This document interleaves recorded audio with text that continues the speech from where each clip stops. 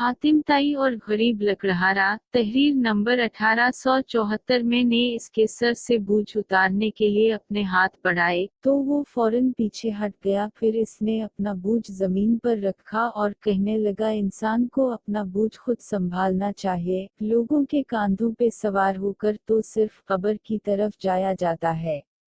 लालचुआद से सैकड़ों बरस पहले अरब के एक कबीले में हातिम नामी शख्स पैदा हुआ। वो इतना सखी था कि इसकी सखावत के किस्से दुनिया भर में मशहूर हुए। इसके दरवाजे पर जो शख्स भी आया अपनी ज़रूरत पूरी करके गया। कहते हैं इसे अपने एक घोड़े से बहुत प्यार था। घोड़ा भी अपने मालिक का वफादार था। एक रोज़ आधी रात के करीब इसके घर में चंद मेहमान आ गए। इत्तेफाक की बात कि इस वक्त हातिम के पास अपने मेहमानों की दावत के लिए कुछ नहीं था और रात के वक्त इसका इंतजाम भी बहुत मुश्किल था।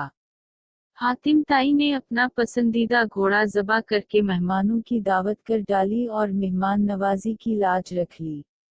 एक मर्तबा इसने अरब के सरदारों की दावत की। इस रोज 40 ऊंट ज़बा किए गए। दावत खत्म हुई। सरदार आपस में इधर उधर की बातें करने लगे। गुफ्तगू हातिम ताई की सखावत के मुताल्लिक होने लगी।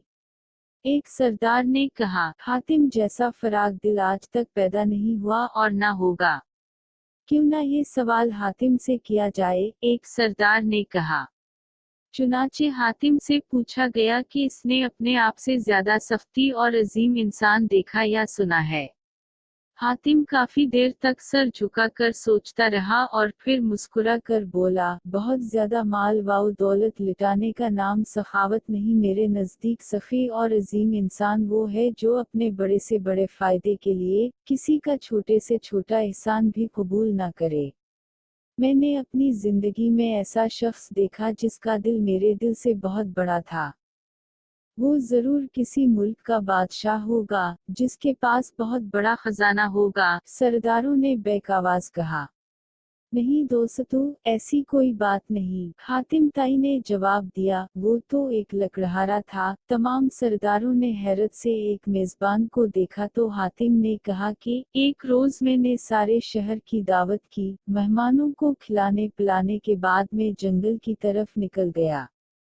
वहां मैंने एक बूढ़े शख्स को देखा। इसने अपने सर पर लकड़ियों का एक भारी गट्ठर उठा रखा था जिसके बूझ से इसकी कमर झटकी जा रही थी। इसके फटे पुराने कपड़े पसीने में भीगे हुए थे। मैंने तरस खाकर इसकी मदद करने का फैसला किया और कहा, बाबा जी, मैं आपसे चंद बातें करना चाहता हूँ। ये कहकर मैंने इसके सर से बूझ उतारने के लिए अपने हाथ बढ़ाए तो वो फौरन पीछे हट गया। फिर इसने अपना बूझ जमीन पर रखा और कहने लगा, इंसान को अपना बूझ खुद संभालना चाहिए। लोगों के कांधों पे सवार होकर तो सिर्फ कब्र की तरफ जाया जाता है। मगर बाबा जी, आप इस उम्र में इतनी मेहनत क्यों कर रहे हैं? तो फिर मुझे क्या करना चाहिए? इस गैरतमंद लकड़हारे ने मुस्कुराते हुए पूछा।